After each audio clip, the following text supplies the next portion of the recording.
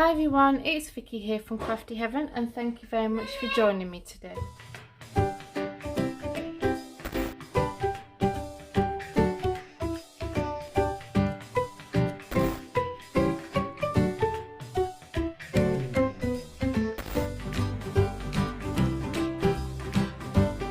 So today's project, I'm going to call this my loaded postcard cushion, I guess.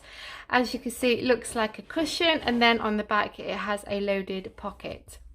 So I'm in a Facebook group. I have been in this group for quite some time now, and it is run by Scrimping Mummy here on YouTube, and they are swaps that we do that are shabby chic and vintage.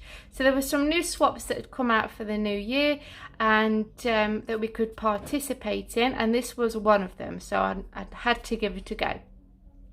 So the swap, we have to, print off a postcard and decorate it up, and instead of printing it onto cardstock, I wanted to print it onto fabric. So that is what I've done, and I wanted to kind of make it into a cushion just to make it a bit different, and also add a pocket so I can stuff it with some goodies for the swap partner.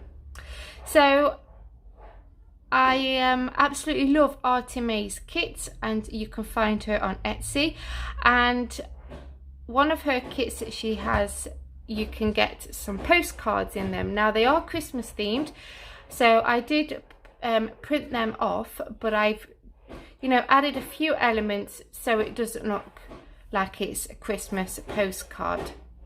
So the main kit I used to decorate my postcard was called Time for Coffee. I think that's what it's called, and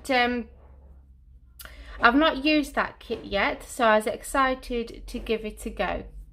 So here is the finished item, and I think it's turned out lovely.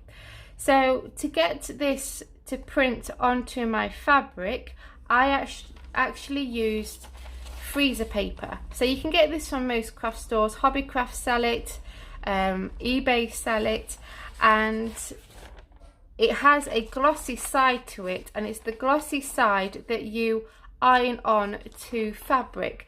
And what that does is the freezer paper stiffens your fabric up so it's able to go through your printer, and obviously you cut that down to A4 to fit through your printer. I printed off the postcard onto the fabric, and I just love how it turned out, and the colours, the grey, blacks, like a browny colour, turned out beautifully on this ivory creamy coloured fabric, and I just love it.